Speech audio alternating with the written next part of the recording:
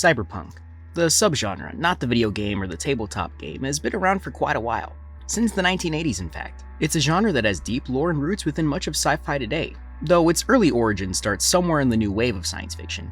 Early writers like Philip K. Dick, William S. Burroughs, and many others would create the science fiction landscape for many cyberpunk writers to pick up from and continue with. Of course, the new wave of science fiction is not distinctly cyberpunk. More so the prototype, but not the true embodiment or landing point of the subgenre. To me, cyberpunk's true foundational point is the publishing of William Gibson's cyberpunk classic, NEUROMANCER. I know many will probably point to Do Androids Dream of Electric Sheep or maybe even Blade Runner, though no disrespect to those great pieces of art, they didn't quite have the core ingredients down yet. They were more so, to me, proto-cyberpunk.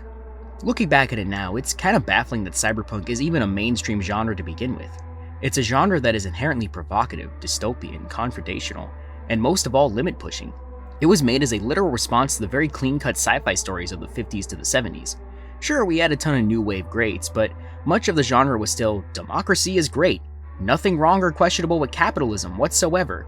It still had a very much, we're the good guys and let's not question it type of attitude. Matt Groening, the co-creator of Futurama, goes as far to say, most science fiction in these days is all military. If you had a benevolent captain, and you follow orders, those spandex uniforms will be just fine. And while that is a bit of a generalization, it's not inherently incorrect either.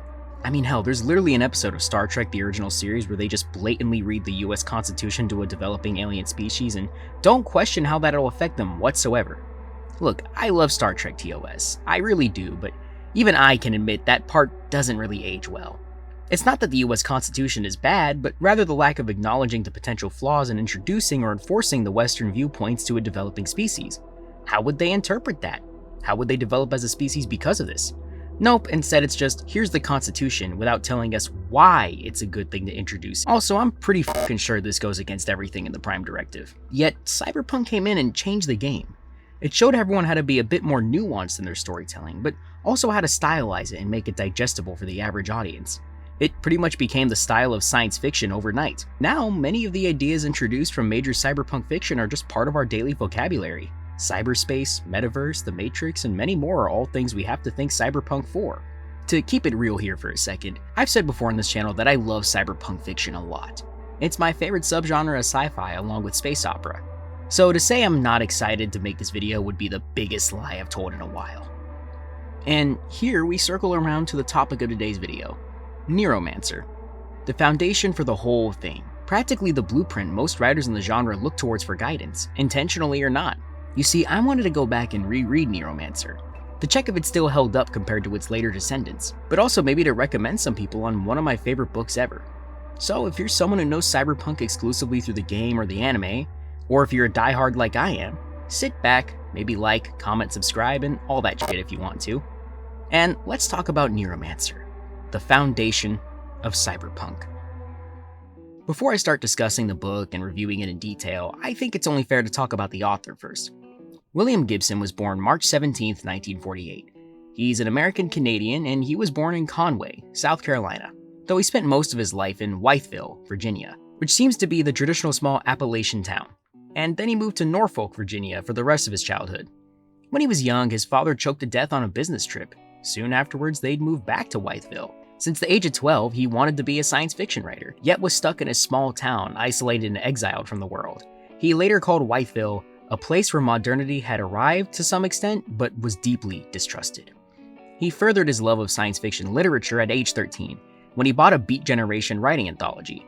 Of course, his mother didn't know, and if she did, she probably wouldn't approve. To explain why, a lot of Beat Generation or New Wave writing was heavily focused on drug culture, sexuality, counterculture, and a lot of other things many mothers in the 60s would probably disapprove of. It was definitely a much more progressive time in genre fiction than, say, the 40s. He grew up a sort of shy rebel in his town, rejecting the quote-unquote monoculture of his town, rejecting religion and instead finding solace in the writings of William S. Burroughs and Henry Miller. At age 18, his mother passed on. He didn't graduate and left school, instead deciding to travel California and Europe and entrenching himself within counterculture movements of the 60s, and also dodging the draft of the Vietnam War. He goes on to say, "When I started out as a writer, I took credit for draft evasion where I shouldn't have. I washed up in Canada with some vague idea of evading the draft, but Then I was never drafted, so I never had to make the call. I don't know what I would have done if I'd really been drafted. I wasn't a tightly wrapped package at the time. If somebody had drafted me, I might have wept and gone. I wouldn't have liked it, of course. After experiencing homelessness for some time, on top of clinical depression, suicide, and hardcore substance abuse, he found himself among other draft dodgers, soon completing his high school diploma at age 21 in Washington, D.C.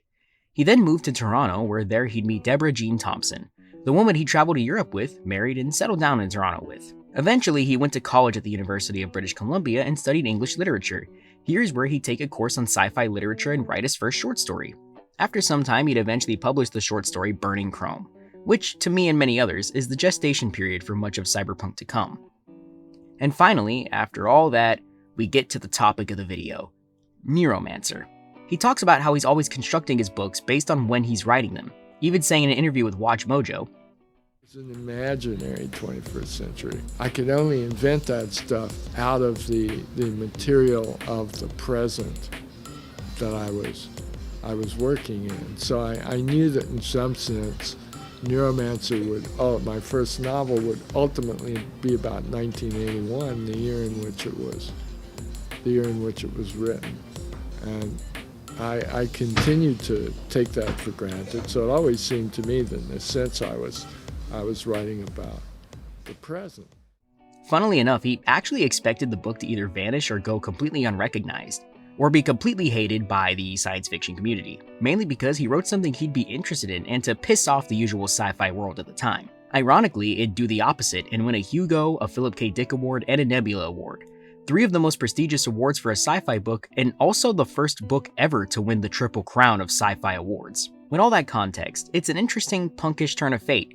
He truly was countercultural and really just wanted to make science fiction the only way he wanted to, commenting on all sorts of issues they were facing in the 80s and to a larger extent we still grapple with today. Though, now with all that communicated, let's talk about the book in question. As usual, I'd like to talk about the central characters of the story before getting into the deeper details, since characters are usually our introductory elements to the story anyway. First, we have Case. Case is our protagonist, though not really the hero of the story. Like any cyberpunk fiction, you'll soon learn that there isn't really any heroes here. We find Case in a dark place in the start of the book. Though, really he's in a dark place for the entirety of the book, but never mind that. He's living in Night City. Yes, that's where Cyberpunk 2077 got its name from, and he's a down-on-his-luck drug addict. He used to be a cowboy, a street term for cyberspace hackers. He was great at it too until he lost the ability to connect to cyberspace. I'm not going to tell you how that happens because read the book yourself, I'm not a recap channel here. I think Case, oddly enough, is comparable and relatable to a lot of people I personally know in my generation, that being Gen Z. A disaffected youth who knows about the apathy of larger powers in control. He really just wants to find his own freedom, and in his desperation might actually do anything to get it. Throughout the story, we really see Case pushed to his brink most of the time. Sure, he is a career criminal, but this is an incredibly tense situation for him. Outside of his ability to hack, he's just a normal guy. A guy who's just floating on by with the world, happy to get his wherever and whenever. And while that sounds uninteresting, it really isn't. It's an examination of the youth who basically get abandoned in a hyper-capitalist world like this one. And maybe I'm reaching too heavily here, but part of me wonders if Gibson's own youth influenced how he wrote Case to an extent. Next up, we have Molly Millions, also appearing in his short story Johnny Mnemonic and his other novel, Mona Lisa Overdrive. She's a complete badass, basically working as hired muscle for the heist. She's strong-willed and a classic punk archetype, though I wouldn't say she's the most complicated character. She's a joy to see in the story. We get hints of her deeper values, thoughts, and anxieties, but we never get to look too deeply into them. I think this is intentional because, similar to Case, she's yet another example about how this cold world morphs you into needing to be a colder type of person. Now we move on to Armitage. This is the big man of the story, the boss in some sense. At first he's very simple and even cold. He's kinda eerie in the way he acts, but you'll eventually find out so much about him, and the horrors this world can do to someone. I don't want to spoil too much about Armitage in this story, especially since it is a major twist in the story that is cleverly laid out in front of us, but I will say he's a pretty interesting character, and to some sense, also terrifying. Then we have Peter Riviera, and this guy just sucks as a person. Not as a character, as a person. He's just this disgusting, slimy little bastard. I'd say he's the most flat character in the story, but I mean, that's kind of the point about him. Not every character in a story needs to be the most layered, complex person in the room. Sometimes, like in real life, people just suck. Enough said. Finally, we get to Wintermute. I won't say much about this character because they are the most integral one to the plot, but this is an AI that takes a lot of focus within the story. I'll talk more about Wintermute later in the video, but I just love how Gibson went on presenting this character. And to be honest, I haven't seen an AI executed quite the same way since. Let's pivot to talking about the plot. And this part is where I'll get into the bigger spoilers in the story. So if you're the type who likes to go into a story mostly blind, maybe hop out now, read the book, and watch this vid again when you're done. The plot is structured in multiple parts, specifically 4. It's well laid out as 4 major parts of a story, or in this case, a heist. You'd think this would be a completely action-packed story, and you'd be kinda wrong. There's some great moments of action, sure, but it's mostly quick, visceral, and done within seconds. Instead, we get a layered exploration of this world and the people within it. It just drops you into the sprawl and unravels itself in front of you. We examine this bleak, bitter world through the eyes of the lowest of society. Each section we follow through Case's eyes the different ways this world is, yet the main thread pulling everything along is Wintermute, this unknowable artificial intelligence. I want to add here that this book might have my favorite execution of AI yet. It's not treated as the banal set of functions so many other AI pull direct influence from. Most other AI are similar to HAL 9000 from 2001: A Space Odyssey, and while that works in that movie, there isn't much variance in execution from mainstream sci-fi. But here it's treated like, well, a demon. This book is probably the greatest example of why AI might not be a great thing to have in the world. The fear of allowing this thing that we can't ever truly know out free is terrifying, especially with how it manipulates people and everyone really who interacts with it, using people's memories and the people they know against them. This line from the text explains it the best. For thousands of years men dreamed of pacts with demons. Only now are such things possible. And what would you be paid with? What would your price be for aiding this thing to free itself and grow? The plot also heavily focuses on the decadence of the elites that are keeping the world this way through the lens of the people most affected by it, the people at the bottom. The whole Tessier Ashpool family is a collection of people living in satellites and staying frozen. They're self-loathing, killing each other, and hell, even cloning their kids just to ensure some sort of legacy. And yet, the most upsetting and interesting part about all this, major spoilers, is that at the end of it all, Case just goes back to where he started. Sure, he's regained his ability to travel cyberspace, but he's just back in Night City, maybe even worse off after it. He didn't change the world, he isn't Luke Skywalker, hell, he's not even Paul Atreides. He's had barely any impact on the world whatsoever. Wintermute had a much bigger impact on the world than he did. I'd now like to talk about the prose of the book, or the writing style of William Gibson. Gibson has a style I can only describe as both surreal and grounded. I know those two words are completely contradictory, but that's the best way I can describe it. As a writer myself, I tend not to like my prose too flowery or too showy, yet he pulls this off masterfully.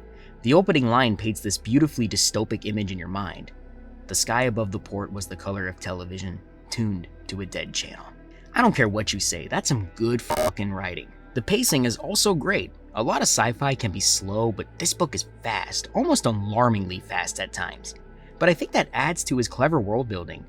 Through the pacing, you get this feeling that anything could happen at any moment. There's a great scene later on in the book that really masters this as well. I won't say what happens, but essentially there's a scene where someone gets murdered. It's written so chaotically, and at the moment I got a little lost in the details and was pretty confused, but after a few pages it really clicked together what happened. And really I loved it. In a sense, you get this feeling of a panic attack on paper, if you get what I mean. Of course, NEUROMANCER works on a deeper level too.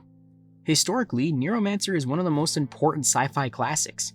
In a post-Star Wars world, a lot of people seem to misunderstand why that movie was so popular and why it was a good work of sci-fi. It had grand ideas and it did have something to say about the world, but it was also able to present these grand ideas in a digestible and stylistic way. However, that made people too afraid to make their sci-fi stories really heady and complex, misinterpreting its straightforward and earnest nature as dumbing itself down for audiences. And thus, everything became overly reliant on pulp and fun over presenting you something to think about. Yet, on the other end of the spectrum, tons of sci-fi literature were so heady and caught up on its own ideas that, to some extent, it lost its humanity. Not all classic sci-fi is this way, but some classic sci-fi texts are really hard to sell to most people. I know some people who read all the damn time, but the moment I put something like Ubik from Philip K. Dick in front of them, it feels like a daunting task. I love a lot of new wave and classic sci-fi, but for the genre to improve and evolve, something needed to change. To somehow combine these elements together to where the general audience could pick up this book and understand it, but also something that makes you genuinely think and opens your mind a little. NEUROMANCER, even to this day, defies expectation and lays a new groundwork to complicate sci-fi and to make it cool to do so. It was right in that creamy middle, stylish and engaging enough for the average Joe, but also incredibly conceptual and mind-opening. It's stylistic, it's gritty, it's complicated, and it can be fun. It makes the world a whole lot less definitive, making us question the flaws in our supposedly benevolent systems, how they too, like the fascist and authoritarian regimes we fight in a lot of classic sci-fi, can turn against the people who needed them the most. I usually hate when people say, it's still relevant today, but I do think it heavily applies to this book. Today more than ever, a lot more people are slipping through the cracks. We're seeing companies exploit tech for their benefit and no one else's. Hell, even YouTube uses an AI to verify people's age instead of just hiring people that can do it easily. Sure, it's not literally one-to-one, but it's clear Gibson had a strong understanding of history to be able to see where we're going to some extent. And that's the core of Cyberpunk. It's not truly about the neon, the style, the grittiness, the bluntness. It's to use sci-fi to make us vigilant and to make us aware, to make us critical of the systems around us. And part of me feels like sci-fi and even Cyberpunk to an extent has lost the plot here a little bit. Not on a general level, but certain stories really could use this element a bit more. But if we take the time to look back at our roots, we'll find our way. And yeah, that's all I really gotta say on that. Hopefully you guys liked the video because I would love to cover traditional books more. Look, I love comics and manga and TV and all that stuff, but I want to talk about everything I really want to on this channel. And part of me feels a little bit daunted by the fact that talking about books might not apply to everyone. But hopefully you pick up this video, you check it out, you watch it, you like it. I don't know. Anyways, I hope you enjoyed the video. And with all that being said, I'll see you next time.